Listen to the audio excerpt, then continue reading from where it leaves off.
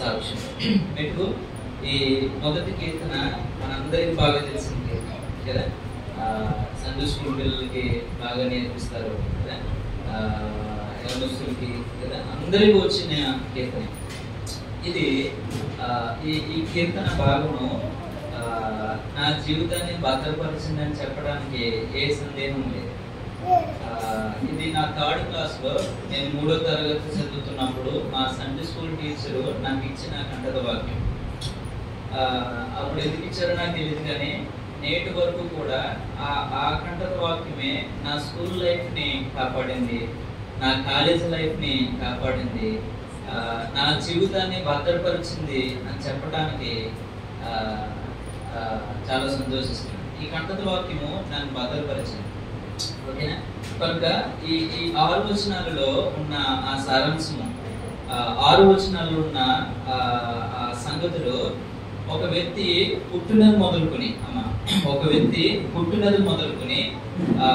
చనిపోయినంత వరకు, చనిపోయిన తర్వాత అతడు పొందుకునే గమ్య స్థానాలు కూడా ఈ కీర్తన గ్రంథంలో రాయబడి, అతడు పుట్టినది, రక్షించబడిన తర్వాత అతడు ఆత్మీయ జీవితము, తద్వారా అతను పొందుకునే గమ్యస్థానము, అవన్నీ కూడా, ఒకవేళ రక్షించబడకపోతే అతని స్థితి ఎలా ఉంటుంది, ఆ తర్వాత అతని గమ్యము ఎక్కడ చేరుతుంది, ఇవన్నీ కూడా ఈ మొదటి అధ్యాయంలో మనం చూడగలం. తర్వాత ఈ 6 వచనాల్లో చాలా వ్యత్యాసాలు ఉన్నాయి. మొదటి వచనానికి 2వ వచనానికి చాలా వ్యత్యాసం ఉంది. 3వ వచనానికి 4వ వచనానికి చాలా వ్యత్యాసం ఉంది. ఓకేనా? 5వ వచనానికి 6వ వచనానికి చాలా వ్యత్యాసం ఉంది. ఒక విశ్వాస జీవితానికి, ఒక అవిశ్వాస జీవితానికి ఉన్న వ్యత్యాసాన్ని దీంట్లో మనం చూడవచ్చు. ఓకేనా? కనుక 2 మార్గాలు ఈ మొదటి అధ్యాయంలో మనం చూడవచ్చు. ఒకటి నీతిమంతుల మార్గం అయితే, 2 పాపుల మార్గము, అవి కూడా మనము గ్రహించవచ్చు. కనుక ఒక విశ్వాసి ప్రతి దినము జీవించగలిగిన నడవడిక ఎలా ఉండాలో ఈ కీర్తన చెప్తూ వస్తారు. ప్రతిరోజు, ఒక రోజు కాదు, 2 రోజులు కాదు. ఓకేనా? రక్షించబడిన మొదలుకొని ఒక విశ్వాసి ఎలా జీవించాలి, ఎలా బ్రతకాలి, ఎవరితో ఉండాలి, ఎలా ఉండాలి, ఎక్కడ ఉండాలి, ఇవన్నీ సంగతులు ఈ కీర్తన మొదటి అధ్యాయంలో మనం ఆలోచించవచ్చు. నిజానికి బైబిల్ గ్రంథంలో పెద్ద పుస్తకము ఏదైనా ఉందంటే అదేది కీర్తనలే కదా. పెద్ద కీర్తన ఉందంటే అదేది 119 కదా. దాదాపుగా ఇది మధ్యన ఉన్న పుస్తకం కదా, బైబిల్లో మధ్య ఉన్న పుస్తకం. ఇది హృదయానికి కదా అన్వయించుకోవచ్చు కదా, హృదయానికి అన్వయించుకోవచ్చు. 150 కీర్తనలు ఉంటే దాదాపుగా దావీదు 75 కీర్తనలు రాశాడు. 73 అలాగైతే హెబ్రీ పత్రికలో ఆ కీర్తనలో ఆ భావాలను బట్టి ఆ కీర్తన కూడా దావీదు రాశాడనే ఆ సత్యాన్ని బట్టి 75 కీర్తనలు దావీదే రాసినట్లుగా మనం చూడొచ్చు. తర్వాత ఆసాపు 11 కదా, కోరాహు కుమారులు, సొలొమోను 2 కీర్తనలు, మోషే 1 కీర్తన కదా. ఈ విధంగా చాలా మంది రాసుకుంటూ వచ్చారు. 75 దావీదు రాస్తే ఇక మిగిలినన్ని అంతే కదా. అంటే సగ భాగము రాసింది ఎవరు? ఓకేనా? సగ భాగము రాసిందంట దావీదు. ప్రధాన గాయకుడు ఎవరు? దావీదు కదా. కనుక ఆ విషయాలు అర్థం చేసుకుంటే వారు జీవితాలలో ప్రభుతో జీవించిన ఆ జీవిత విధానాన్ని, భక్తుల యొక్క జీవిత మనోభావాలను తెలిపేది ఈ కీర్తనల పుస్తకం. కనుక ఇవి నిరాశలో ఉన్న వారికి, మూడాఫ్లో ఉన్న వాళ్ళకి, దుఃఖంలో ఉన్న వాళ్ళకి ఆదరణ, మద్దతుగా నిలిచే పుస్తకము కీర్తనల పుస్తకం. ఉదాహరణకి 23వ కీర్తన ఎంతమందికి రాదు? అందరికి వచ్చి కదా. 23వ కీర్తన అందరికి యెహోవా నా కాపరి. ఎక్కడ చూసినా అక్కడ కనబడుతుంది. ఆటోలో చూసినా, బస్సులో చూసినా కదా. అంటే ప్రభుని నమ్ముకున్న వాళ్ళు ఏదైనా చేసుకోవాలంటే అదే చూపిస్తూ ఉంటారు. కనుక చాలా అర్థవంతమైన, సహాయకరమైన పుస్తకము కీర్తన. ఓకేనా? మొదటి అధ్యాయము వరకునే ఆలోచన చేసి నేను ముగిస్తాను. చూడండి, మొదటి వచనంలో 3 గ్రూపులను చూపిస్తున్నాడు. ఓకేనా? అన్ని మిమ్మల్ని అడుగుతాను, ఓకేనా? మీరు మాట్లాడాలి, చూడండి. మొదటి వచనంలో దుష్టుల ఆలోచన చెప్పున నడువుక, పాపుల మార్గమున నిలువుక, అపహాసుకులు కూర్చుండు చోటున కూర్చుండక అని చెప్పాడు. 3 గ్రూపులను చూపిస్తున్నాడు. 1 దుష్టులు అని చెప్పాడు, 2 పాపులు అని చెప్పాడు, 3 అపహాసుకులు అని చెప్పాడు. ఆ చివరి అదే మొదటి చరణము చివరిలో ఏం చెప్పాడు? నడువుగా అని చెప్పాడు, తర్వాత నిలువుగా అని చెప్పాడు, తర్వాత కూర్చుండగా అని చెప్పాడు. అంటే ఒక విశ్వాసి ఎక్కడ ఉండాలి, ఎలా ఉండాలి, ఓకేనా, ఎలా జీవించాలి, ఇవన్నీ కూడా చెప్పుకుంటా వస్తాడు. మొదటి వచనంలో మొదటి చరణంలో ప్రారంభంలో దుష్టులు అని చెప్పాడు, పాపులు అని చెప్పాడు, అపహాసుకులు అని చెప్పాడు. ఓకేనా? 3 గ్రూపులు కనబడుతున్నాయి కదా, దుష్టులు, పాపులు, అపహాసుకులు అని చెప్తాను. ఈ మొదటి వచనాన్ని ఈ భూమి అంతటిగా పోల్చుకుందాం, లేకపోతే మొదటి వచనాన్ని ఈ లోకంతో పోల్చుకుందాం. ఓకేనా? రోమపత్రికలో చెప్పాడు, నీతిమంతుడు లేడు. ఇప్పుడు భూమి అంతా ఎవరితో నింపబడి ఉంది? పాపులతో, దుష్టులతో, అపహాసులు. ఇప్పుడు దుష్టులు అంటే ఎవరు? పాపులు అంటే ఎవరు? మనమేనా? అపహాసులు అంటే ఎవరు? మీకు అర్థమవుతుందా? అంటే ప్రపంచం అంతా, సర్వలోకం అంతా కూడా కదా ఎవరితో నింపబడి ఉన్నది? దుష్టులతోనే కదా, పాపులతోనే కదా, అపహాసులతోనే. తన జీవితాన్ని తన సొంత చేతుల్లోకి తీసుకుని పాడు చేసుకున్న దుష్టులతో కదా, దేవుని చిత్తాన్ని పక్కన పెట్టి తన జీవితం మీద దేవునికి ఎటువంటి అధికారం లేదని జీవిస్తున్న పాపులతో కదా, దేవుణ్ణి ధిక్కరించి హేళన చేసి దూషించి ఉన్న అపహాసుకులతో నింపబడి ఉన్న గ్రూపులు మనకు కనబడుతున్నాయి. ఓకేనా? దుష్టులు ఆలోచన చెప్పున నడువుక అని చెప్పాడు, వద్దు అని చెప్తున్నాడు కదా. పాపులు మార్గమున నిలవక అని చెప్పాడు, అపహాసులు కూర్చున్న చోటన కూర్చుండగా అని చెప్పాడు. మరి ఏం చేయాలి? నిలవద్దు అన్నాడు, కూర్చుండొద్దు అన్నాడు, నడవద్దు అని చెప్పాడు. మరి ఏం చేయాలి? ఏం చేయమని చెప్తాడు? వాటన్నిటికీ ఆన్సర్లు కొత్త నిబంధనలో చెప్పుకుంటూ వచ్చాడు. అలాగైతే చూడండి, దుష్టుడు ఆలోచన చెప్పు నడుస్తే ఎక్కడికి వెళ్తామంటే, ఆలోచన 2వ లైన్ లో చెప్పాడు, ఏమన్నాడు? దుష్టుల మార్గము నాశనమునకు తీసుకువెళ్తాది అని చెప్పాడు. ఓకేనా? దుష్టుల ఆలోచన ఎక్కడికి తీసుకువెళ్తుంది? ఎక్కడికి తీసుకువెళ్తుంది? నాశనానికి తీసుకువెళ్తుంది అని చెప్పాడు. అలాగైతే మనం నడవలసిన నడక, లేకపోతే నడక ఇజ్ ఈక్వల్ టు ఏం పెట్టుకుందాం? జీవితమే కదా. చూడండి, కొలసీ పత్రిక 2వ అధ్యాయము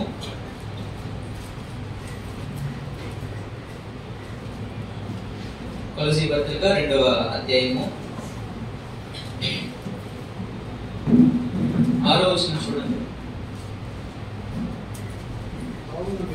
కావున మీరు ప్రభువైన క్రీస్తు యేసును అంగీకరించిన విధముగా ఆయన యందు వేరుపారిన వారై ఇంటి వలె కట్టబడుచు మీరు నేర్చుకున్న ప్రకారముగా విశ్వాసమందు స్థిరపరచబడుచు కృతజ్ఞతాస్తుతులు చెల్లించుట యందు విస్తరించుచు ఆయన యందుండి నడుచుకునుడి అని చెప్పాడు. ఎవరి యందుండి నడుచుకోమన్నాడు? 7వ వచనంలో చివరిలో ఆయన యందుండి అని చెప్పాడు. 6వ వచనం ప్రారంభంలో కావున మీరు ప్రభు అయిన యేసుక్రీస్తును అంగీకరించిన విధముగా అని చెప్తూ చివరిలో ఏమన్నాడు? ఆయన యందుండే నడుచుకోండి అని చెప్పాడు. అక్కడ ఏం చెప్పాడు? మొదటి అధ్యాయంలో దుష్టుల ఆలోచన చెప్పున నడువక. మరి ఎక్కడ నడవాలి? నడవద్దు అని చెప్పిన వాడు ఎక్కడ నడవాలో కూడా చెప్పాలి. ఓకేనా? పిల్లలకి ఈ గ్రూప్ వద్దు అని చెప్పిన తండ్రి ఏ గ్రూప్ లో జాయిన్ అవ్వాలో కూడా చెప్పాలి. ఓకేనా? ఈ బండి వద్దు అన్నవాడు ఏ బండి కావాలనేది కూడా చెప్పాలి. ఈ హాస్పిటల్ వద్దు అని చెప్పిన వాడు ఇంకో హాస్పిటల్ ఏదో ఒకటి చెప్పాలి. ఇక్కడ కూడా దుష్టుల ఆలోచన చెప్పిన నడవక అని చెప్పాడు. మరి ఎక్కడ నడవమంటున్నాడు? కొలసీ పత్రికలో చెప్పాడు 2వ అధ్యాయము 6-7 వచనాల్లో ఆయన యందుండి నడుచుకునుడి అని చెప్పి. ఎవరైనా చెప్పండి, ఎవరైనా ప్రభు అయిన యేసుక్రీస్తు యందు అని గుర్తుపెట్టుకోవాలి కదా. ఆయన యందు ఈ మాట ఎక్కువగా మనం మాట్లాడుతూ ఉంటాం ఈ అధ్యాయం కదా. ఎక్కడ నడవాలి? దుష్టుల ఆలోచన చెప్పిన కాదు. చాలా మంది నలుగురు ఏం చేస్తే అదే చెయ్యాలి కదా. ఇప్పుడు స్టూడెంట్స్ ఉన్నారనుకో, నా ఫ్రెండ్స్ ఏ గ్రూప్ తీసుకుంటే ఓకేనా, నేను అదే కదా. వాళ్ళు ఏ కాలేజ్ జాయిన్ అవుతే నేను అదే కదా. వాళ్ళు ఏ పనికి వెళ్తే అదే కదా. అది కాదు కదా. మన జీవితం పట్ల ప్రభుకి ఏ చిత్తం అయితే ఉందో కదా, ఏ మార్గం అయితే ఉందో, ఏ ప్రణాళిక అయితే ఉందో అది తెలుసుకుని అందులో నడుచుకోవటము ప్రాముఖ్యము కదా. కనుక ఒక రక్షించబడిన విశ్వాసి దుష్టుల ఆలోచనలో పాల్పంపులు పొందడు. కలిసే ఉన్నప్పటికీ కూడా వారితో భాగస్వామ్యము అతడు అవడు కదా. కనుక మన ప్రభువైన యేసుక్రీస్తుకు ఉన్న మంచి పేరు ఏంటంటే ఆయన ఆలోచన కర్త అని చెప్పాడు. ఓకేనా. ఆయన పేరేంటి? యెషయా గ్రంథం 9లో చెప్పాడు కదా. ఏమని ఆయన పేరు? ఆలోచన కర్త. ఆయన ఆలోచన ఇచ్చేవాడు కదా, మనం గైడెన్స్ ఇచ్చేవాడు కదా, మంచి ఆలోచనతో నింపి నడిపించేవాడు. ఎవరు? ప్రభువైన యేసు. ఇప్పుడు ఏ ఆలోచన చెప్పిన నడవాలి? ప్రభువైన యేసుక్రీస్తు ఆలోచన చెప్పినా కదా. ఆలోచనలు బాగోకపోతే, తలంపులు బాగోకపోతే మన జీవితం ఏమైపోతుంది? తలకిందులు అయిపోతుంది. ఓకేనా. ఆలోచన సరిగ్గా లేకపోతే, నిర్ణయాలు సరిగ్గా లేకపోతే జీవితం ఏమైపోతుంది? ఖచ్చితంగా పాడైపోతుంది. దుష్టుల ఆలోచన ప్రకారము, లోకము ఆలోచన ప్రకారము నిర్ణయాలు తీసుకుంటే పాడైపోయే జీవితం ఎవరిది? మందే కదా. కనుక మన జీవితంలో ఏది తీసుకోవాలన్నా ఎక్కడి నుండి రావాలి? దేవుడి నుండే రావాలి కదా ఆలోచన. ఉదాహరణకి మత్తయి సువార్త మొదటి అధ్యాయంలో యేసేపుకి మరియకి ప్రధానమైంది ఓకేనా ఎంగేజ్మెంట్ అయింది. చూడండి మత్తయి సువార్త మొదటి అధ్యాయము, మత్తయి సువార్త మొదటి అధ్యాయంలో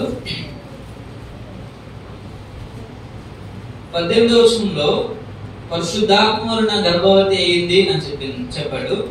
19లో ఆమె భర్త యేసేపు నీతిమంతుడై ఉండి ఆమెను అవమానపరచునొల్లక రహస్యంగా ఆమెను విడనాడ ఉద్దేశించెను.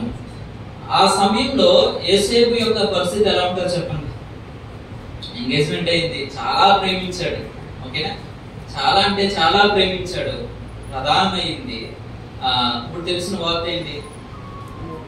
ఆమె ఇప్పుడు ఎలా ఫీల్ అవ్వాలి? ఏం చెయ్యాలి? అదే సిచ్యువేషన్ లో మనం పెట్టుకుంటే ఎలా ఉంటాం, ఎలా ప్రవర్తిస్తాం ఓకేనా.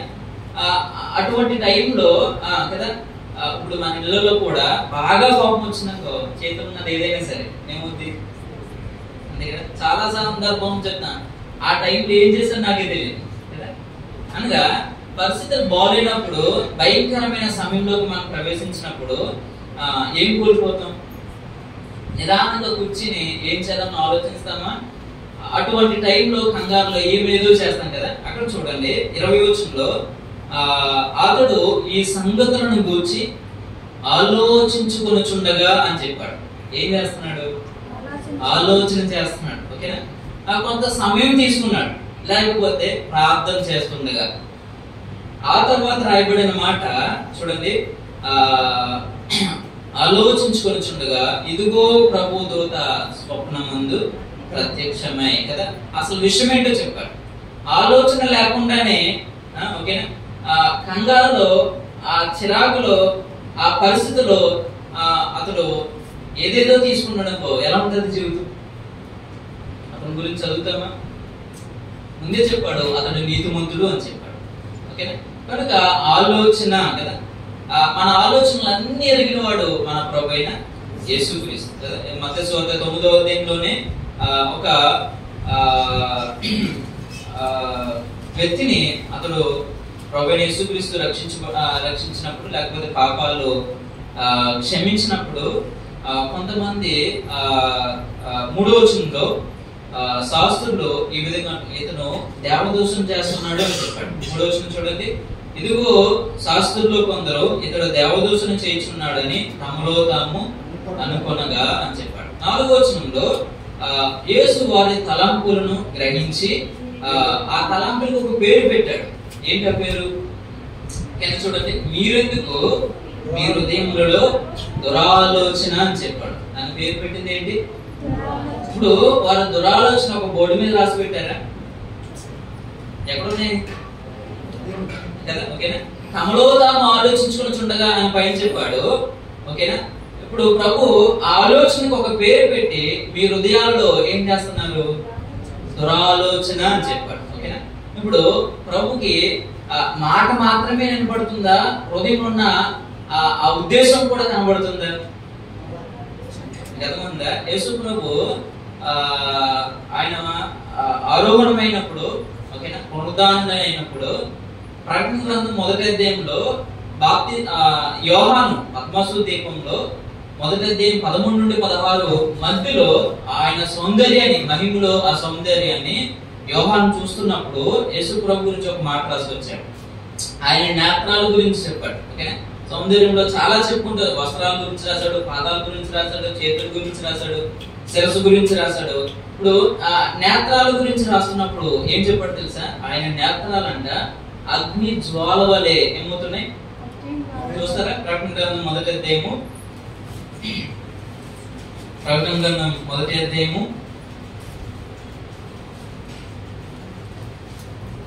14 వచనం చూడండి. ఆయన తలయు తల వెంట్రుకలన్నీయు తెల్లని ఉన్నని కోరినవై హిమమంతా ధవళముగా ఉండెను. ఆయన నేత్రములు అగ్ని జ్వాల వలె ఉండేను అని చెప్పారు. ఆయన నేత్రాలు ఎలా ఉన్నాయి? అదే యోహాను ఆయన శిలువ మరణం పొందక మునుపు ఆయన నేత్రాలను చూస్తే ఎలా కనబడ్డాయో తెలుసా? యెరూషలేమును చూచి కన్నీళ్లు కార్చిన నేత్రాలుగా కదా, ప్రజలను చూచి వీరు కాపరు లేని గొర్రెలు కదా, కనికిరపడిన నేత్రాలుగా కదా, లాజరు ఆ సమాధి దగ్గర కార్చిన కన్నీరు కదా నేత్రాలుగా యేసు ప్రభు నేత్రాలు కనబడితే, ఇప్పుడు ఆయన పునరుద్ధానుడై ఓకేనా మహిమలోకి చేరినప్పుడు ఇప్పుడు ఆయన నేత్రాలు ఎలా కనబడుతున్నాయి? ఇప్పుడు ఎలా కనబడుతున్నాయి? అగ్ని జ్వాల అని చెప్పాడు. ఓకేనా? అగ్ని జ్వాల. మీకు బాగా అర్థం కావాలంటే ఇప్పుడు ఏదన్నా మన చెయ్యి ఇరిగింది కదా, ఒక ఎముక ఇరిగింది అనుకోండి, హాస్పిటల్కి వెళ్తాం. ఏం చేస్తారు? ఇరిగిందో లేదో చెప్పడానికి ఏం చేస్తారు? ఎక్స్రే. ఇప్పుడు ఎక్స్రేలో ఏం కనబడుతుంది? లోపల ఇప్పుడు మనం ఫోన్ కెమెరా ఉంది, మీకు ఫోన్ కెమెరా ఫోటో తీశారు, ఏం కనబడుతుంది?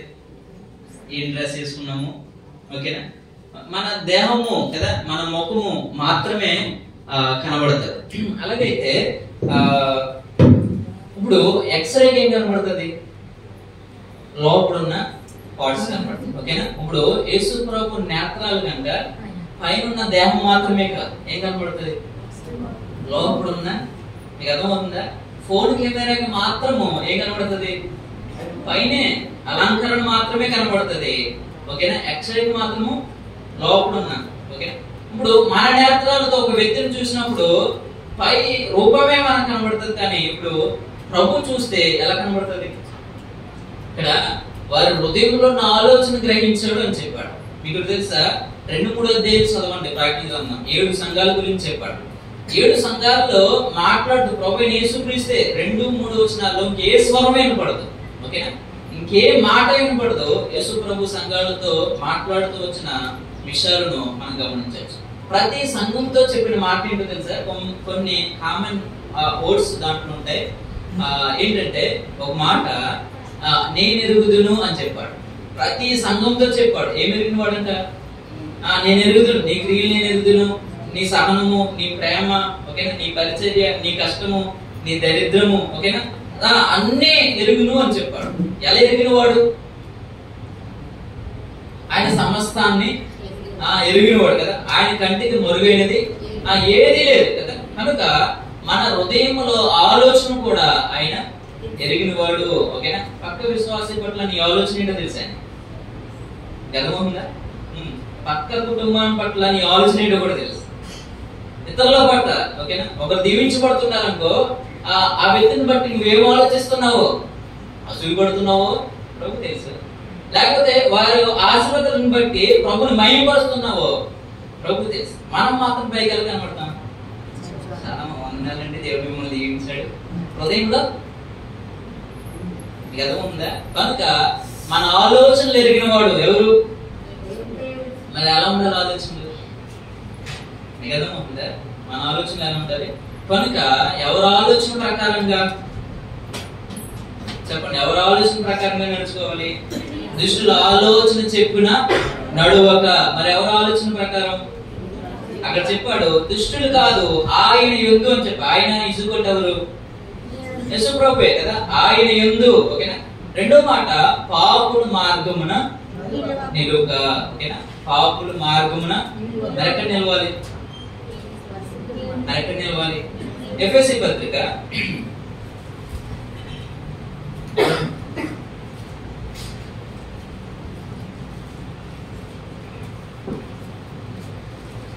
ఎఫెసీ పత్రిక 6వ అధ్యాయము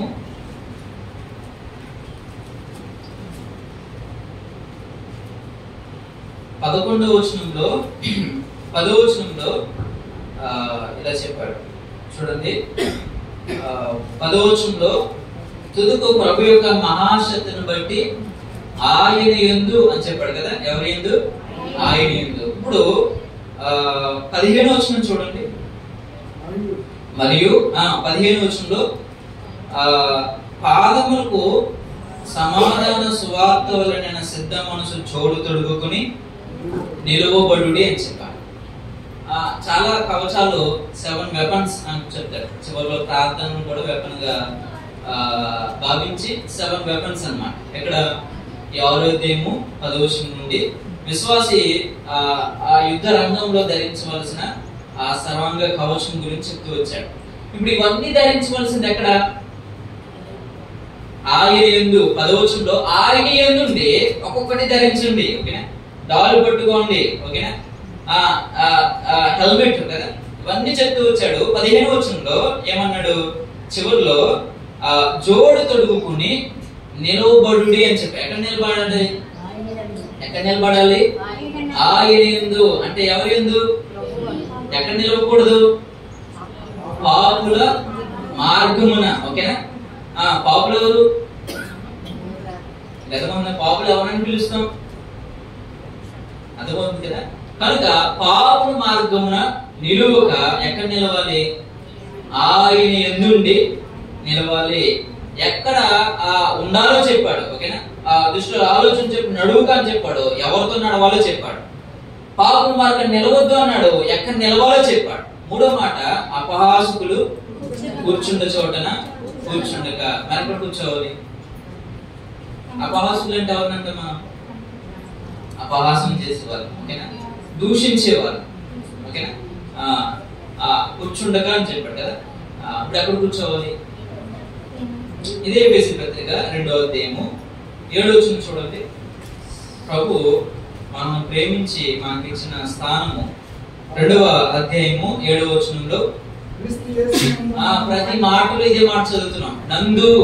ఓకేనా. ఎవరి యందు? దుష్టుల ఆలోచన చెప్పి నడువుగా. ఎక్కడ నడవాలని చెప్పాం? ఆయన యందు. ఓకేనా. ఉండి నడవాలి.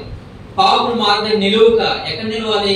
ఆయన యందు. ఓకేనా. నిలవాలి. ఇప్పుడు అపహాసం కూర్చుని చోటన కూర్చుండగా. ఎక్కడ కూర్చోవాలి? ఇక్కడ చెప్పాడు 7వ వచనంలో క్రీస్తు యేసు నందు మనలను ఆయనతో కూడా లేపి పరలోకమందు ఆయనతో కూడా కూర్చుండబెట్టాడు అని చెప్పాడు. ఎక్కడ కూర్చుండబెట్టాడు? పరలోకములో. ఓకేనా. మన స్థానం ఎక్కడ ఉంది? పోనీ మన జీవం ఎక్కడ దాచబడినది? మీకు అర్థమైంది కదా. 3వ అధ్యాయం కొలసీ పత్రిక ఒకసారి చూడండి. కొలసీ పత్రిక 3వ అధ్యాయంలో 2-3 వచనాలు కలిసి ఉన్నాయి. పైన వాటి మీదనే గాని భూ సంబంధం వాటి మీద మనసు పెట్టకూడి ఎలాగనగా మీరు మృతి పొందితిరి, మీ జీవము క్రీస్తుతో కూడా ఎక్కడ? పరలోకంలో దాచబడిందని చెప్పాడు. మన జీవం ఎక్కడ ఉంది? పరలోకంలో. మనకు అక్కడ కూర్చుండబెట్టబడిన వాళ్ళము. ఎక్కడ కూర్చుండబెట్టబడిన వాళ్ళము? అక్కడ ఎఫెసీ చెప్పాడు కదా 2:7లో పరలోకంలో కూర్చుండబెట్టబడిన వాళ్ళము అని చెప్పాడు. మనల్ని పడిన స్థితిలో లేపి ఎక్కడ కూర్చుండబెట్టాడు? పరలోకంలో. ఈ ఎఫెసీ సంఘానికి పౌలు మొట్టమొదటిగా ఈ పత్రిక రాస్తున్నప్పుడు ప్రారంభంలో సంఘం ఏర్పడిన తొలి దినాలలో ఆ సంఘానికి పత్రిక రాస్తూ మీరు పరలోకంలో కూర్చుండబెట్టబడిన వాళ్ళు అని చెప్పాడు. కొంతకాలానికి ఇదే సంఘానికి మరొక వ్యక్తి పత్రిక రాస్తారు. ఎవరైనా ఒకే సంఘానికి 2 పత్రికలు వెళ్ళాయి. ఒకటి పౌలు రాస్తే మరొకటి ఎవరు రాశారు? ప్రభువైన యేసుక్రీస్తు. ప్రకటన గ్రంథం 2వ అధ్యాయం ఓకేనా, మొదటి వచనం ఎఫెసీలో ఉన్న సంఘపు దూతకు ఇలాగూ రాయము అని చెప్పి రాసింది యోహాను అయినప్పటికీ కావచ్చు అని చెప్పింది ఎవరు? రాయించింది ఎవరు? ప్రభువే. ఏమన్నాడంటే అక్కడ మంచంతా చెప్తూ ప్రకటన గ్రంథం 2వ అధ్యాయము 4వ వచనంలో నుండి ఇలా చెప్పాడు. చూడండి, ప్రకటన గ్రంథం 2వ అధ్యాయము 4లో అయినను మొదట నీకుండిన ప్రేమ నీవు వదులుతివి, నేను నీ మీద తప్పు ఒకటి మోపవలసి ఉన్నది అని చెప్తూ నీవు ఏ స్థితి నుండి పడుతువో అది జ్ఞాపకం చేసుకో. ఏ స్థితి నుండి పడిపోయారు? ఎక్కడ కూర్చుండబెట్టబడిన వాళ్ళు? పరలోకంలో కూర్చుండబెట్టబడిన వాళ్ళు. ఇప్పుడు ఏమైపోయారు వాళ్ళు? ఏ స్థితి నుండి పడుతువో, ఓకేనా, ప్రేమ అని చెప్పాడు. పైన కూర్చుండబెట్టబడిన వాళ్ళము, ఆ స్థానము, ఆ స్థలము, ఓకేనా, ఇబ్బందికరంగా ఉంటే దిగి వచ్చేసి, ఓకేనా, ఎప్పుడు ప్రార్థనేనండి, ఎప్పుడు వాక్యం అండి, ఎప్పుడు సహవాసం, ఎప్పుడు పరిశుద్ధతే, ఏమీ నచ్చకపోతే దిగి వచ్చేసి. నష్టం ఎవరికి? అక్కడ చదవండి, ఎఫెసీ సంఘం గురించి ప్రభు మాట్లాడుతూ దీపస్తంభాన్ని తొలగిస్తాను అని చెప్పాడు. కనుక ఎక్కడ కూర్చుండబెట్టబడిన వాళ్ళము? ఎక్కడ కూర్చుండబెట్టబడిన వాళ్ళము? మన జయం ఎక్కడ ఉంది? పరలోకంలో దాచబడి ఉంది అని చెప్పాడు. పరలోకంలో కూర్చుండబెట్టబడిన వాళ్ళని అని చెప్పాడు. కొలసీలో, ఎఫెసీలో. ఫిలిప్పీలో మన పౌరస్థితి ఎక్కడ ఉంది? పరలోకంలో ఉంది అని చెప్పాడు. ఓకేనా, కనుక మనకి ఇవ్వబడిన స్థానం గురించి కొలసీ పత్రిక 1వ అధ్యాయం 1వ వచనం కూడా చదివితే ప్రభు మన పట్ల చేసిన ఆ త్యాగము, ఆ యాగము, ఆ కార్యాన్ని బట్టి దేవుడు మన పట్ల ఎంత ప్రేమ చూపించాడో మనకు అర్థమవుతుంది. చూడండి, కొలసీలో ఉన్న పరిశుద్ధులకు అనగా ఎవరు ఎందున్నప్పుడు మనం, మీకు అర్థమవుతుందా? కొలసీలో ఉన్న పరిశుద్ధులకు అని చెప్పాడు. ఇప్పుడు పరిశుద్ధులు ఎలా అయ్యాం? క్రీస్తు ప్రాణం పెట్టడం ద్వారానే కదా, ప్రభు రక్తం కాల్చడం ద్వారానే. ఓకేనా, యేసు రక్తంలో మన పాపాలన్నీ కూడా ఏమయ్యాయి? పరిశుద్ధపరచబడ్డాయి కదా, విమోచించబడ్డాం. ఇప్పుడు మనం ఏమయ్యాం? పరిశుద్ధులమయ్యాం. మనకి ఇవ్వబడిన యోగ్యత పరిశుద్ధత. ఓకేనా, మనకి ఇవ్వబడిన యోగ్యత పరిశుద్ధత. మనకి ఇవ్వబడిన స్థానము ఎక్కడ? అక్కడ చెప్పాడు క్రీస్తునందు అని చెప్పాడు. మన స్థానము క్రీస్తునందు, మన యోగ్యత పరిశుద్ధత అని చెప్పాడు. ఓకేనా, ఇప్పుడు మనం ఎక్కడ ఉన్న వాళ్ళము? క్రీస్తునందు ఉన్న వాళ్ళము. ఆ ప్రకటన గ్రంథంలో కూడా నేను జయించి నా తండ్రితో కూడా కూర్చున్నాను అని చెప్పాడు. ఎక్కడ కూర్చున్నాడు? పరలోకములో కదా, జయించేవాడు నాతో పాటు కూడా. ఓకే, కనుక ఆలోచించండి, అపహాసములు కూర్చుండే చోటన కూర్చుండగా ఎక్కడ కూర్చుండాలి? ఆయన యందు. అర్థమవుతుందా? ఎవరి యందు? ఆయన యందు. మనం ఎక్కడ ఉన్న వాళ్ళం? ఎవరితో ఉన్న వాళ్ళం? ఉదాహరణకి ఈ లోక అధికారి మనకు బాగా తెలుసు అనుకోండి, హెల్మెట్ లేకపోయినా ప్రయాణం చేస్తాం. ఓకేనా, ఒక ఉన్నతమైన అధికారి మనకు బాగా క్లోజ్ అనుకోండి, బండికి నెమ్మది లేకపోయినా రోడ్డు మీద చక్కగా వెళ్ళిపోతాం. కారణం ఏంటి? ఎవరిని చూసి? అధికారం చూసి ఎంత ప్రౌడ్ గా ఫీల్ అవుతాం. అధికారం చూసుకుని, ఆ స్నేహాన్ని, ఆ బంధాన్ని చూసుకుని ఎంత గొప్పగా ఫీల్ అవుతాం. ఓకేనా, ఇప్పుడు ప్రభు అయిన యేసుక్రీస్తు ఓకేనా ఏమై ఉన్నాడు? అదే కొలసీ పత్రికలో మీరు 9 నుండి 12 వచనాలు చదివితే, లేకపోతే 14 నుండి 18 వచనాలు చదివితే ఆయన ఏమై ఉన్నాడో చెప్పాడు. ఆయన గొప్పతనాన్ని గురించి చెప్పాడు. ఓకేనా, ఆయన సృష్టికర్త. ఓకేనా, ఆయన ద్వారానే ఈ లోకం అంతా కలిగింది. అవన్నీ చెప్పుకుంటూ వచ్చాడు. ఆయన యందు మనం ఉన్నామని చెప్పాడు. ఓకేనా, మన స్థానం ఎక్కడ? క్రీస్తు నందు. ఓకేనా, ఇప్పుడు మనం అంత ప్రౌడ్ గా ఫీల్ అవ్వాలి. ఎవరి యందు ఉండాలి మనం? క్రీస్తు నందు. అపహాసులు కూర్చున్న చోటన కాదు, మన స్థానాన్ని మార్చాడు, మన స్థితిని మార్చాడు, మన యోగ్యత కదా పరిశుద్ధత అని చెప్పాడు. కనుక దుష్టుల ఆలోచన చెప్పు నడుక, మరి ఎక్కడ నడవాలి చెప్పాలి, ఎక్కడ నడవాలి? ఆయన యందుండి నడుచుకోండి, కొలసి 2:6. ఓకేనా? ఆయన అంటే యేసు ప్రభు. తర్వాత పాపుల మార్గమున నిలువుక, ఎక్కడ నిలవాలి? ఆయన యందు, ఆయన అంటే యేసు ప్రభు. ఓకేనా? అపహాసులు కూర్చున్న చోటన కూర్చుండగా, మరి ఎక్కడ కూర్చోవాలి? ఎక్కడైతే కూర్చుండబెట్టాడో అక్కడే. ఓకేనా? ఆయన యందు, మన ప్రభువైన యేసుక్రీస్తు నందు ఉండాలని మన అనుదిన జీవితంలో మన చర్య గురించి చక్కగా చెప్పుకుంటూ వచ్చాడు. మరి ఎవరు యందు ఉంటున్నాం మనం? ప్రతి దినము మన స్నేహం ఎవరితో, ఎలా ఉంటున్నాం, ఎక్కడ ఉంటున్నాం, ఎవరితో ఉంటున్నాం? ఇదే ప్రశ్న. ఓకేనా? రక్షించబడ్డామని మాత్రం ఉంది, క్రైస్తవులము ప్రభు బిడ్డలము అని చెప్పుకుంటున్నాం, కానీ మన జీవిత చర్య ఎవరితో కొనసాగుతుంది, మన సహవాసం ఎవరితో కొనసాగుతుంది? ప్రభు చెప్తున్నాడు, లేకపోతే వాక్యం చెప్తుంది ఆయన ఉందే, ఆయన ఉందే, ఆయన ఉందే అని చెప్తారు. మరి అనుదినం ఎవరైంది ఉంటున్నాం? దాదాపుగా ఏం చెప్పచ్చు, స్త్రీలుగా ఎక్కువ మంది ఉన్నాం కాబట్టి ఎలా చెప్పచ్చు, మన ఇళ్లలో టీవీలు ఉన్నాయి. ఓకేనా? మన ఇళ్లలో సాయంత్రం అయ్యేసరికి చేతిలోకి రిమోట్ తీసుకుని కళ్ళ ముందు ఏం పెట్టుకుంటున్నాం? ఎలా ఉందా? ఏం పెట్టుకుంటున్నాం? ఇప్పుడు ఎలా అయిపోయిందంటే చేసిన తప్పు చెప్పడం కూడా తప్పు అయిపోతుంది కదా. తప్పు చేస్తున్నారు, ఆ తప్పును దిద్దడానికి చెప్పడం కూడా ఏమైపోతుంది? సినిమాలు సీరియళ్ళు చూడొచ్చా? అర్థమవుతుందా? అర్థమవుతుందా? మరి ఇవన్నీ మన దినచర్యలో లోకానికి, పాపానికి, అపవాదికి స్థానం ఇచ్చి ఎవరు ఎందున్నామని చెప్పుకుంటున్నాం?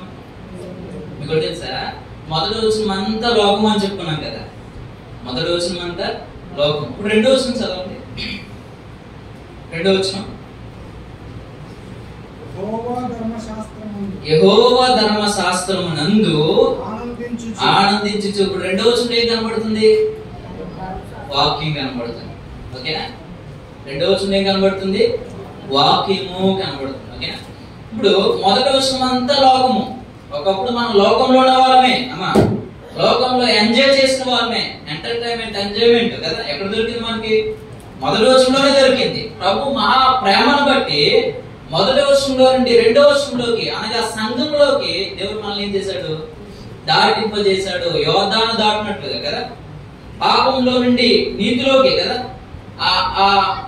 అపవిత్రతలో నుండి పరిశుద్ధతలోకి, లోకంలో నుండి సంఘంలోకి, మొదటి వచనంలో నుండి రెండో వచనంలోకి మనం ఏమయ్యాం? దాటాము. ఇప్పుడు రెండో వచనంలో ఏం కనబడుతుంది? వాక్యము. ఓకేనా? రెండో వచనంలో ఏం కనబడుతుంది? వాక్యము. రెండో వచనంలో సంఘం కనబడుతుంది, సహవాసం కనబడుతుంది, ఆ వ్యక్తి యొక్క ఆనందానికి కారణం ఏంటో కనబడుతుంది. రెండో వచనంలో యెహోవా ధర్మశాస్త్రం నందు అని చెప్పాడు. ఎవరు యందు? కదా ఉందా? ఎవరు యందు? నగరాలు చెప్పుకున్నాం కదా. దుష్టులు యందు కాదు నీ ఆలోచన, పాపులు యందు కాదు నీ నడక కదా, అపహాసులు యందు కాదు నీ స్థానము. ఎవరు యందు? ఆయన యందు, ఆయన యందు, ఆయన యందు అని చెప్పుకున్నాం. ఇప్పుడు రెండో వచనంలో నీ ఆనందానికి కారణం ఎవరు ఇవ్వాలంటే ప్రభు ఇవ్వాలని చెప్పాడు. రెండో వచనంలో సంఘము సహవాసం ద్వారా, వాక్యం ద్వారా, పరిశుద్ధత ద్వారా, సాక్ష్యం ద్వారా నువ్వేమవ్వాలి? ఆనందించాలి. ఓకేనా? రెండో వచనంలో యెహోవా ధర్మశాస్త్రం నందు, వాక్యం అంటే ఎవరు? ఇప్పుడు ధర్మశాస్త్రం ఈజ్ ఈక్వల్ టు వాక్యం, వాక్యం ఈజ్ ఈక్వల్ టు ఎవరు? యేసు ప్రభువే. ఆదింటి వాక్యం ఉండెను, వాక్యం దేవుని యొద్ద ఉండెను, ఆ వాక్యము దేవుడే ఉండెను. 14వ వచనంలో ఆ వాక్యమే కృపా సత్య సంపూర్ణుడుగా మన మధ్యన ఎవరు నివసించారు? ప్రభువే కదా. కనుక రెండవ వచనంలో మన ప్రభు కనబడుతున్నాడు, రెండవ వచనంలో సంఘం కనబడుతుంది, సహవాసం కనబడుతుంది.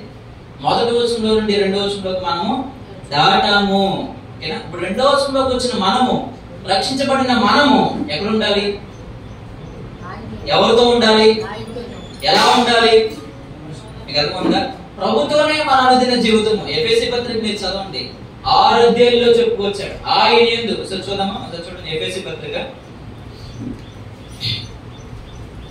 పత్రిక మొదటి అధ్యాయము, అక్కడక్కడ కొన్ని మాటలు చూపిస్తాను. ఎఫెసీ మొదటి అధ్యాయం 2వ వచనంలో క్రీస్తు యేసు నుండి మనకు సమాధానము, కృప దొరుకుతుంది అని చెప్పాడు. ఓకేనా? లేకపోతే కృపా సమాధానం దొరుకుతుంది అని చెప్పాడు. తర్వాత 4-6 వచనాలు కలిసి ఉన్నాయి. 4వ వచనం 2వ లైన్లో ప్రియుని యందు అని చెప్పాడు. ప్రియుని యందు అని చెప్పి కింద యేసు క్రీస్తు ద్వారా మనం కుమారులుగా స్వీకరించాడు అని చెప్పాడు. ఓకేనా? ప్రియుని యందు, కుమారుని యందు. ఓకేనా? మనల్ని ఎలా స్వీకరించాడు? కుమారులుగా స్వీకరించాడు. 7వ వచనంలో మధ్యలో నుండి ఆ ప్రియుని యందు మనకేం కలుగుతుంది? విమోచన కలుగుతుంది. ఆ ప్రియుని యందు మనకేం కలుగుతుంది? క్షమాపణ దొరుకుతుంది అని చెప్పి. ఎవరి యందు? ఆ ప్రియుడు అంటే ఎవరు? ప్రభువే. ఆయన యందు, ప్రియుని యందు. ఓకేనా? 10వ వచనం చూడండి. 10వ వచనం మధ్యలో క్రీస్తు నందు యాకముగా సమకూర్చాడు అని చెప్పాడు. ఎవరి యందు? క్రీస్తు నందు కదా. 12వ వచనం మధ్యలో ఆయన యందు స్వాస్థ్యముగా ఏర్పరచుకున్నాడు అని చెప్పాడు. ఓకేనా? 13వ వచనంలో 2వ లైన్లో క్రీస్తు నందు ఆత్మచేత ముద్రించాడు అని చెప్పాడు. ఓకేనా? ఎవరి యందు?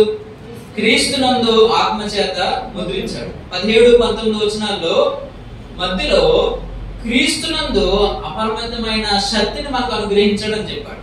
ఓకేనా? ఎవరి యందు?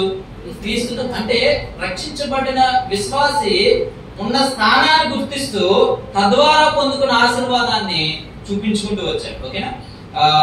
2వ అధ్యాయం 5వ వచనంలో క్రీస్తుతో కూడా, లేకపోతే క్రీస్తు నందు మనం బ్రతికించాడు అని చెప్పి 7వ వచనంలో ఇప్పుడు చదువుకున్నాం. క్రీస్తు యేసు నందు మనలను పరలోకంలో కూర్చుని పెట్టాడు అని చెప్పాడు. ఓకేనా? తర్వాత 10వ వచనం మధ్యలో చూడండి, క్రీస్తు యేసు నందు నూతనంగా మనం సృష్టించబడ్డామని చెప్పాడు. ఎవరి యందు? నందు. ఆ మాట గుర్తు పెట్టుకోండి కదా. 3వ అధ్యాయము 6వ వచనం చూడండి. 3వ అధ్యాయం 6వ వచనంలో 2వ లైన్లో క్రీస్తు యేసు నందు యూదులతో పాటు మనల్ని ఏం చేసుకున్నాడు? సహపౌరులుగా చేసుకున్నాడు. ఓకేనా? క్రీస్తు యేసు నందు. ఓకేనా? 4వ అధ్యాయం 13వ వచనంలో క్రీస్తు ద్వారా కృపావరాలు మనకి ఇచ్చాడు. క్రీస్తు నందు కృపావరాలు మనకి ఇచ్చాడని చెప్పుకుంటూ వచ్చాడు. 5వ అధ్యాయము, లేకపోతే 4వ అధ్యాయం 32వ వచనం చూడండి. 4వ అధ్యాయం 32లో 2వ లైన్లో క్రీస్తు నందు దేవుడు మిమ్మల్ని క్షమించాడు అని చెప్పాడు. ఎవరి యందు? అమ్మా, ఎలా ఆస్వాదించబడ్డాం? ఇప్పుడు మనం ప్రార్థన చేస్తున్నాం. ఎలా చేస్తున్నాం? ఓకేనా? ఎవరి ద్వారా ఆయన సన్నిధిని ప్రవేశిస్తున్నాం? మధ్యవర్తి ఎవరు? ప్రభువే కదా. క్రీస్తు నందే మనకి ఆహ్వానము. ఎవరు పలికారు? ఎవరు పిలిచారు? ఓకేనా? మత్తయి 11వ అధ్యాయంలో ప్రయాసపడి నా దగ్గరికి వస్తే నేను విశ్రాంతిని ఇస్తాను. ఆ విశ్రాంతి ఇవ్వమని ప్రేమించాడు తెలుసా? 27వ వచనంలో తండ్రితో మనల్ని ఐక్యపరిచాడు అని చెప్పాడు. సమాధానపరిచాడు. తర్వాత ఏమి ఇచ్చాడు? విశ్రాంతిని ఇచ్చాడు కదా. 5వ అధ్యాయం 2వ వచనం చూడండి. క్రీస్తు మిమ్మల్ని ప్రేమించాడు అని చెప్పాడు. ఓకేనా? పరిపాలన వాసనగా చేశాడు అని చెప్పాడు. తర్వాత 6వ అధ్యాయము ఇందాక చదువుకున్న మాటే 10వ వచనంలో ఆయన యందు మనకేమి ఇచ్చాడు? సర్వాంగ కవచం ఇచ్చాడు అని చెప్పాడు. ఎవరి యందు? క్రీస్తు నందు మాత్రమే మనం మిగులో ఉన్నాం. ఓకేనా? ఎవరి యందు? క్రీస్తు ద్వారా మాత్రమే రక్షించబడ్డాం. క్రీస్తు ద్వారా మాత్రమే తండ్రి అబ్బని పిలుస్తున్నాం. ఆయన ద్వారా మాత్రమే పరలోకానికి మనము హక్కుదారులం అవుతున్నాం. ఎవరి యందు? మనం ఎవరి యందు ఉండాలి మరి ప్రతిదినం? 23వ కీర్తన, యెహోవా నా కాపరి, ఎప్పుడు లేపు కలగదు? కాపరి అయినప్పుడే. కాపరి అని చెప్పి మన అవతల కంచె అవతల ఉండి ఏముంటది? ఉందా? కనుక ఎవరి యందు ఉండాలి? క్రీస్తు నందు. క్రీస్తు నందు మనం ఉండాలి కంచి లోపడే, మంద లోపడే, సంఘం లోపడే కదా మన సహవాసము, సన్నిధి కదా. కనుక రెండవ వచనంలో యెహోవా ధర్మశాస్త్రం నందు ఏం చేయాలి? మన ఆనందం ఎక్కడ? ఇప్పుడు తిరిగి మళ్ళీ మన రోజుల్లో కాదు. రక్షించబడ్డాం, 2 రోజులు 3 రోజులు బాగానే ఉంటాం, 1 నెల బాగానే ఉంటాం, 6 నెలలు బాగానే ఉంటాం, సంవత్సరం బాగానే ఉంటాం. తర్వాత అర్థమైందా? మళ్ళీ తిరిగి ఎక్కడ చూద్దాం? మొదటి రోజులో చూద్దాం. మొదటి రోజు పాపాన్ని విడిచిపెట్టాం కదా, లోకాన్ని విడిచిపెట్టాం కదా, ఓకేనా? అపవాదిని కదా ఎదిరించాం కదా. రెండవ వచనంలో ప్రభుని ఎందుకు వచ్చాం కదా. ఇప్పుడు మళ్ళీ ఏం చేస్తున్నాం? ఎక్కడ ఆనందిస్తున్నాం? నీ ఆనందం ఎక్కడ? నీ ఆనందానికి కారణం ఎవరు ఇవ్వాలి? లోక సంబంధమైన పరిస్థితి లేదు నీకు ఆనందానికి కారణం కాదు. నీ ఆనందానికి కారణం ఎవరు? చెప్పాడు, ఆనందించండి. మరలా చెప్పుదును, ఎవరిని ఆనందించాలి? ప్రభునందు మాత్రమే అతిశయించండి. ఎక్కడ అతిశయించాలి? ప్రభునందు మాత్రమే అతిశయించాలి అని చెప్పాడు. ఎవరింది ఆనందము? నీ ఆనందానికి కారణం ఎవరు? అమ్మా చెప్పండి. ఎలా చెప్పుకుందామా? యవనస్తులైతే అమ్మా దేని ఎందు మన ఆనందం? ఇన్స్టాగ్రామా? చెప్పండి. దేని ఎందు ఆనందిస్తున్నాం? ఎవరి ఎందు ఆనందిస్తున్నాం? ఎందుకొరకు ఆనందిస్తున్నాం? నీ ఆనందానికి కారణము ప్రభువే కావాలి. లోకంలో ఉన్న ఆనందము అసలు ఆనందమే కాదు. ప్రభునందు ఆనందం మాత్రమే శాశ్వతమైన ఆనందము అని చెప్పారు. మళ్ళీ మన ఆనందం ఎక్కడో తెలుసా? మొదటి రోజుల్లోకి వెళ్ళిపోతున్నాం. ఇంకా సినిమాలు, ఇంకా సీరియల్, ఇంకా పాపం, ఇంకా అక్రమము, ఇంకా అన్యాయము కదా, ఇంకా మోసము కదా, ఇంకా ఎలా చెప్పుకున్నాం కదా, దురాలోచనలు. మొదటి రోజు లోకమైతే మనం ఆనందిస్తున్నాం, కానీ సంఘం పట్ల, పరిచర్య పట్ల, సేవ పట్ల, పరిశుద్ధత పట్ల, నమ్మకత్వం, సాక్ష్యం పట్ల ఓకేనా మనం ఆనందిస్తున్నామా? నీకు అర్థమవుతుంది కదా. కనుక ఎక్కడ ఆనందించాలి? ప్రభునందు మాత్రమే ఆనందించాలి. పరిచర్య చేయటంలో ఆనందం కదా,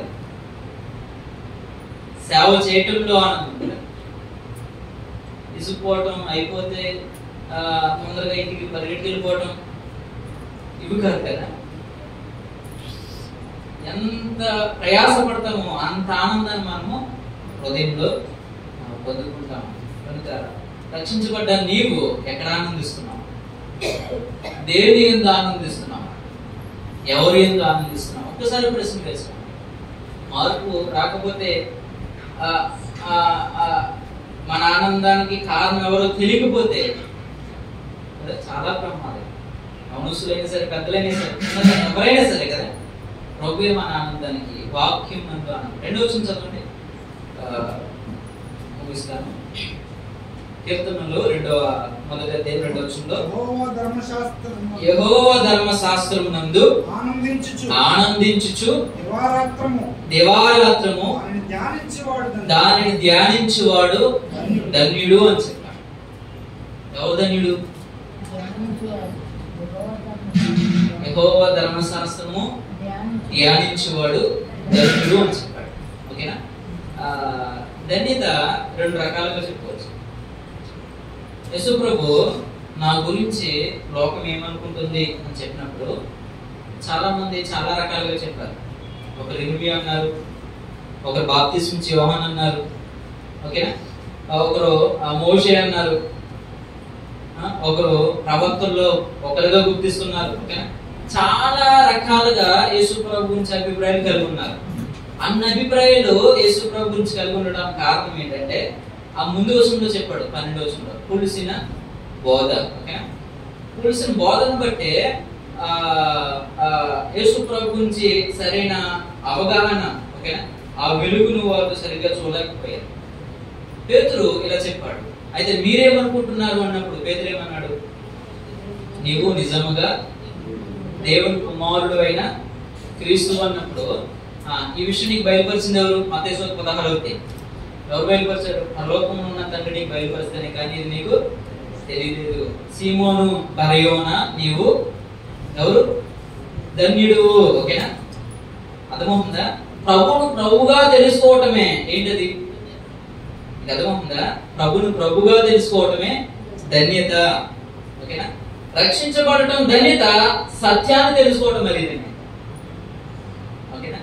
రక్షించబడటం ఒక ఎత్తు అయితే, రక్షించబడిన తర్వాత సత్యములో కదా, ఆ వెలుగులో క్రమంలో నడుచుకోవటము మరొక ధన్యత. ఇక్కడ చెప్పాడు రక్షించబడటం ధన్యత.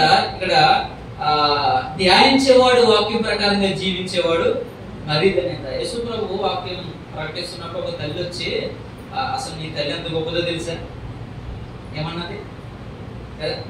నేను మోసిన గర్భము కదా, ఎంత ధన్యములో ఉన్నావు. యేసు ప్రభు ఏమన్నాడు? నిజమే, కానీ ఏం చెప్పాడు?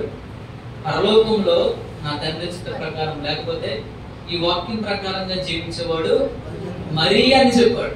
ధన్యత కాదు, మరీ ధన్యత కదా. రక్షించబడిన ధన్యతే. రక్షించబడిన తర్వాత సత్యాన్ని సత్యముగా, ఓకేనా, వాక్యాన్ని వాక్యంగా గ్రహించి దాంట్లో నడుచుకోవటము మరీ ధన్యత. ఇక్కడ చెప్పాడు దేవారాత్రము దానిని ధ్యానించేవాడు. దేనిని ధ్యానించేవాడు? దానిని అంటే దేనిని ముందు చెప్పాడు కదా పై లైన్ లో, ధర్మశాస్త్రం. ధర్మశాస్త్రం అంటే ఏంటి? వాక్యమే. ఓకేనా?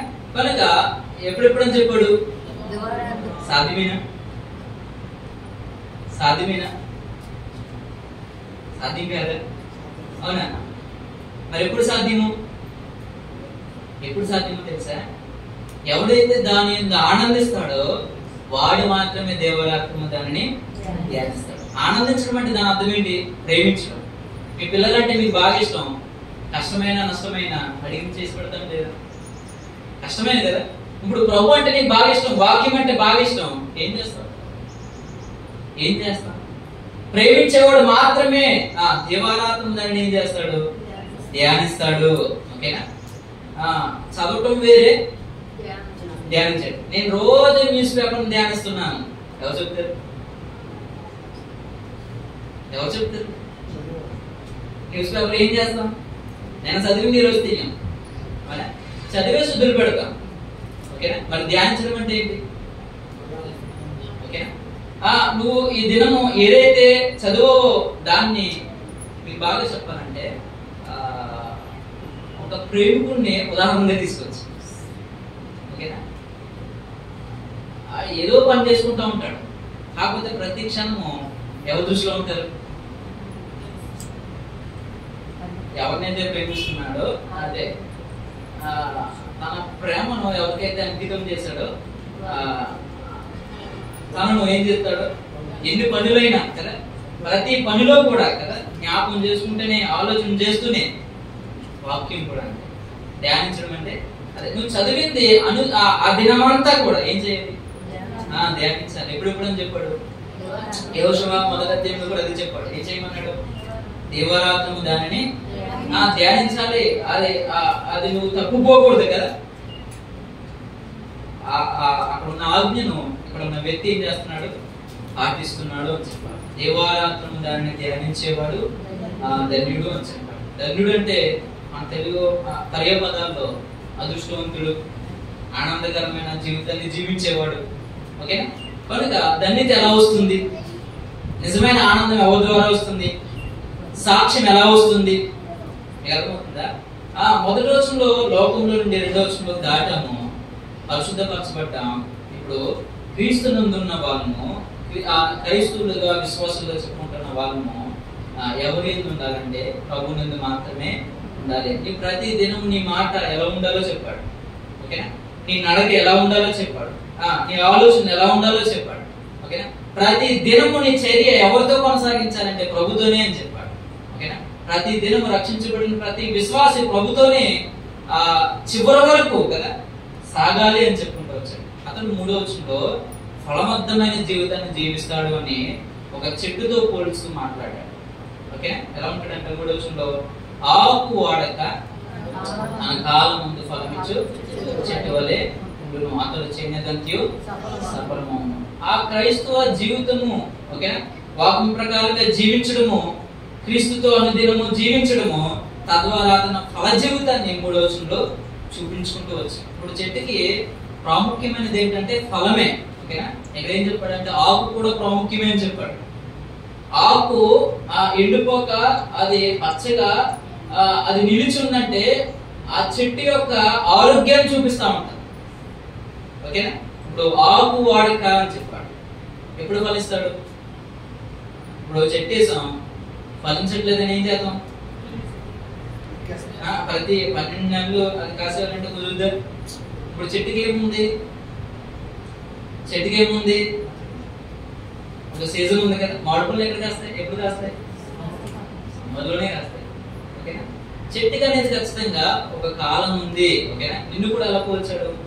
బైబిల్ గ్రంథంలో ప్రభు తన వారిని కొన్ని నాటులతో పోలుస్తూ వివరిస్తూ వచ్చాడు. చెట్టు అని చెప్పాడు. మత్తయి సువార్త 5, 6, 7 అధ్యాయాలతో చివరిలో ఇంటి వలె పోల్చాడు. ఓకేనా? ఆమోసు గ్రంథంలో గోడతో పోల్చాడు. ఓకేనా? 15వ అధ్యాయంలో ఏమని? యోహాను సువార్త 15వ అధ్యాయంలో ద్రాక్షలు నేను, మీరు చాలా ఆటలతో పోల్చుకుంటూ వచ్చాడు. ఇప్పుడు ఇల్లుగా పోల్చాడు. ఇల్లు ఏమవ్వాలి? ఎన్ని వచ్చినా కదా స్థిరంగా ఉండాలి అని చెప్పాడు. ఇప్పుడు చెట్టుగా పోల్చాడు. ఇప్పుడు చెట్టు ఏం చేయాలనుకుంటాం? ఫలించాలి. నువ్వు నేను ఒక చెట్టు అనుకో, ఆయన వనంలో సంఘంలో నాటబడిన చెట్టు. ఇప్పుడు చెట్టుగా ఉన్నా మనం ఏం చేయాలి? ఫలించడం అంటే ఎన్ని ఫలాలు? నిజంగా ఫలిస్తున్నామా? చెట్టుగా ఉన్నాం కానీ ఫలిస్తున్నామా లేదా? నిజంగా ప్రభు మీద ఆధారపడితే ఇర్మియా 17వ అధ్యాయంలో పెట్టగలిగినను భయమును, వర్షం లేని కాలంలో కూడా కాపు మానదు, చింతనం కదా. ఎప్పుడు ఎన్ని వచ్చినా సరే గోడగా పోల్చాడు. మేస్త్రి గోడ కడుతున్నాడు. ఆ గోడ సరిగ్గా ఉందా, క్రమంగా ఉందా, ఇటక లోపల ఉందా బయటగా ఉందని సరి చూడటానికి ఏం వాడతాడు? మట్టగుండు అని చెప్పాడు. మట్టగుండు అంటే మనకు బాగా తెలిసింది తోకము లేకపోతే ఒడమ్మం కదా. ఇప్పుడు గోడగా ఉన్న మనలను ఇశ్రాయేలు ప్రజలతో అక్కడ చెప్తే వచ్చాడు. ఈ స్థానిక సంఘాన్ని గోడగా పోల్చి మట్టం గుండేస్తే ఎవరు లోపలికి వెళ్ళిపోయారు, ఎవరు బయటకు వచ్చారు, ఎవరు కొనుగోలుగైపోయారు? అర్థమవుతుందా? సరిపోతున్నామా? ఫలించడానికి సిద్ధంగా ఉన్నామా? ఆ కొలతకి సరిపోతున్నామా? అర్థమవుతుందా? ఆ పరిస్థితులు బాగోలేనప్పటికీ, అంటే బయట నుంచి వరదలు, వర్షాలు ఇవన్నీ చెప్పుకొచ్చాడు కదా 7వ అధ్యాయంలో, నిలుస్తున్నామా? మన విశ్వాస జీవితంలో ఫలిస్తున్నామా? ప్రశ్నించుకోవటమే. తన కాలం ముందు ఖచ్చితంగా చెట్టు ఏమవ్వాలి? ఫలించాలి. నీకు నాకు ఒక సీజన్ ఉంది. ప్రసంగిలో ప్రతిదానికి సమయము కలదు అని చెప్పాడు. ఓకేనా? నీకు నాకు అంతే. చాలా మంది అనుకుంటాం రక్షించబడ్డానండి, సన్నిధికి వస్తున్నాను, క్రమంగా ఉన్నాను, ఆరాధన చేస్తున్నాను. ఏది ఆశీర్వాదం? అసలు ఆశీర్వాదం అంటే ఏంటి? ఎఫెసీ 3:3 పరలోక సంబంధమైన ఆశీర్వాదాలు మనకి ఇచ్చాడు కదా. అపోస్తలుల కార్యాలు 3:26 మన దుష్టత్వం నుండి మనం మళ్ళటమే మనము ఆశీర్వదించబడిన వాళ్ళము అని చెప్పాడు. ఓకేనా? కనుక రక్ష లేకపోతే ఆశీర్వాదం అనగా కదా, పరలోక సంబంధమైన ఆశీర్వాదము అని చెప్పాడు. 3వ వచనంలో ఒక కాలం ఉంది అని చెప్పాడు. ఓకేనా? నీవు నేను ఫలించడానికి ప్రతి దానికి అబ్రహాముతో వాగ్దానం చేశాడు. ఎప్పుడు నెరవేరింది? 21వ అధ్యాయం ఆదికాండం చదవండి. యెహోవా నిర్ణయ కాలం ముందు సారా గర్భవతి అయి ఏ కాలము? నిర్ణయ కాలము అని చెప్పాడు. ఓకేనా? దూత వచ్చి జకర్యాతో చెప్పాడు. జకర్యా నమ్ముడు కదా. ఎప్పుడు నెరవేరుతాయి? దూత ఏమంటది? ఆ మాటలు వాటి కాలం ముందు. ఏ కాలం? వాటి కాలం. ఒక టైం అనేది ఉంది నీకు నాకు అంతే ఫలించడానికి. ఇప్పుడు వరకు ఏం చేయాలి? అండ్ ఫలించిన తర్వాత నీళ్ళు వేస్తానంటే ఏమవుతుంది? చెట్టు ఫలించేంత వరకు మనం ఏం చేయాలి? నీళ్ళు పోయాలి. మరి మొదటి రోజు నుండి 2వ రోజు దాటావు. మరి నీ ఆనందం ఎక్కడ? సంఘంలోనే ఎప్పుడు ఉంది.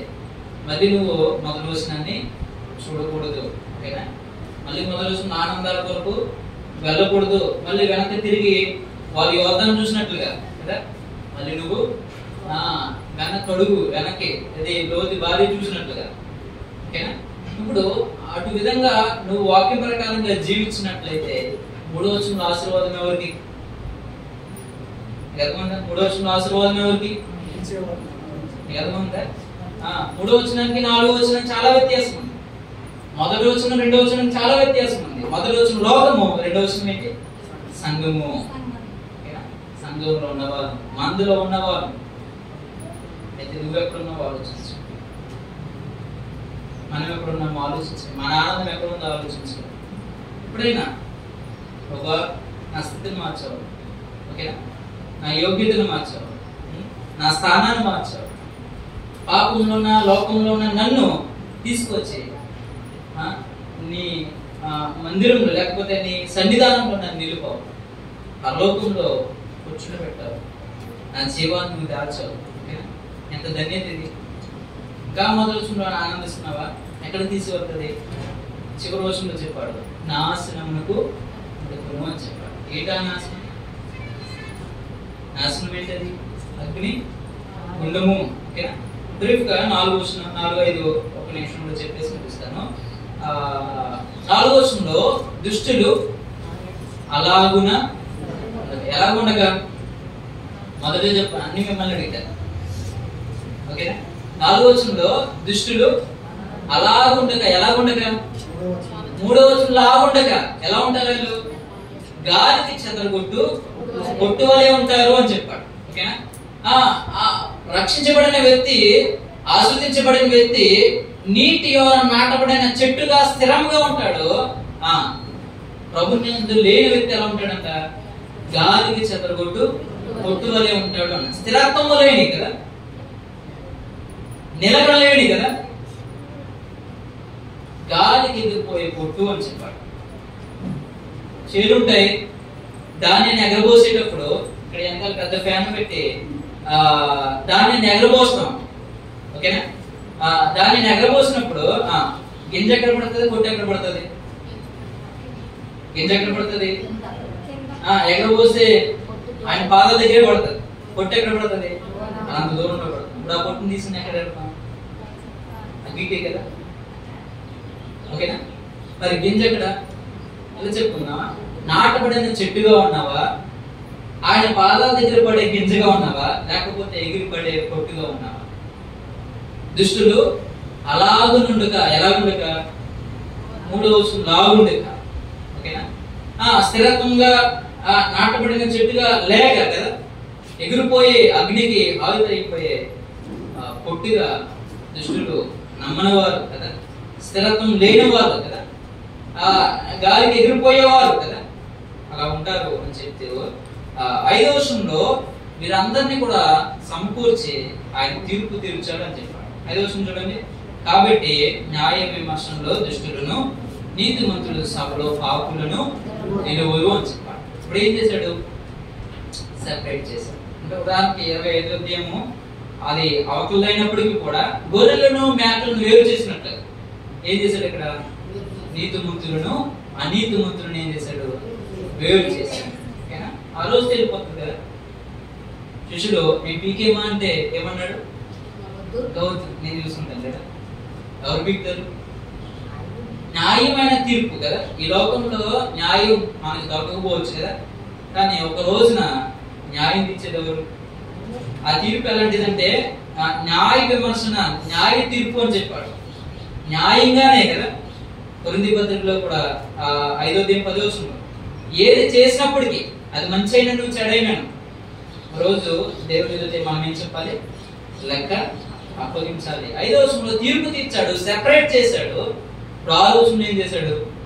చాలా సంగతులు ఉన్నప్పటికీ 6వ వచనంలో నీతిమంతుల మార్గము యెహోవాకు తెలియను, దుష్టుల మార్గము నాశనమునకు నడుపును అని చెప్పాడు.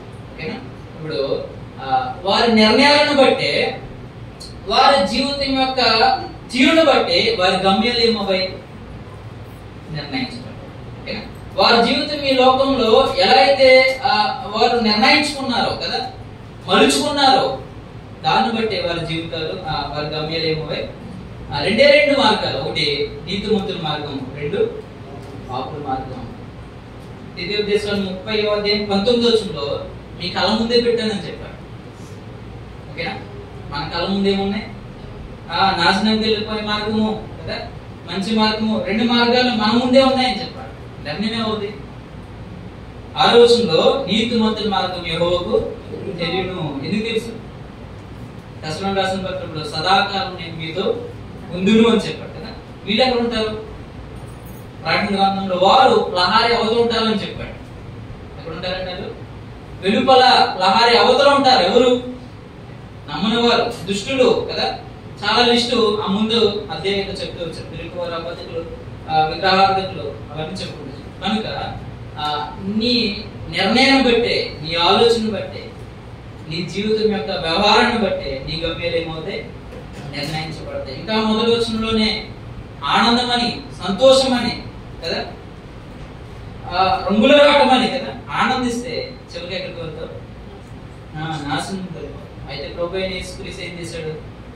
అసలు ఆనందం కాదని, నిజమైన ఆనందం ఇవ్వటానికి, సంతోషం ఇవ్వడానికి, నీకు జీవితం ఇవ్వటానికి మొదటి రోజుల్లో లోకంలో ఉన్న నిన్ను రెండో రోజుల్లో సంఘంలోకి దాటింపజేశాడు. ఇప్పుడు ఆయన ముందే ఆనందించాలి, ఆయన ముందే నడవాలి, ఆయన ముందే ఉండాలి కదా, ఆయన ముందే జీవించాలి, ఆయన ముందే కదా మనం ప్రతి దినము మొదలు పెట్టాలి, ముగించాలి. అతడు ఆశీర్వాదకరంగా ఫలించేవాడుగా, తద్వారా ఆయనకు మహిమ కలిగే విధంగా 15వ అధ్యాయం యోహాను వద్ద మనం ఫలించడమే కదా ఆయనకు మహిమ కలుగుతుందని చెప్పాడు. ఒక రోజు ఖచ్చితంగా నిన్ను నన్ను నిలబెడతాడు. నీ జీవితం అంతా కదా ఏం చేయాలి? మనం లెక్క అప్పించాలన్నాం కదా, దాన్ని బట్టే ప్రతిఫలము అనుగ్రహిస్తాడు. ఎప్పుడైనా ఇంకా మొదటి రోజున ఉంటే ప్రభు ఆహ్వానిస్తుండగా, పిలుస్తుండగా నిజమైన ఆనందంలోకి కదా ఆయన ఇస్తాను, నేను ఉంచుతాను అని చెప్తుండగా ప్రభు యేసుక్రీస్తుని అంగీకరించి రక్షించబడి సంఘంలో చేర్చబడి ఆ నిత్య జీవానికి, నిత్య ఆనందానికి, ఆ నిత్యం ఉండే పరలోకానికి వారసులు కావాలని ప్రేమపూర్వక ఈ మాటలు తెలియజేసి ముగిస్తున్నాను.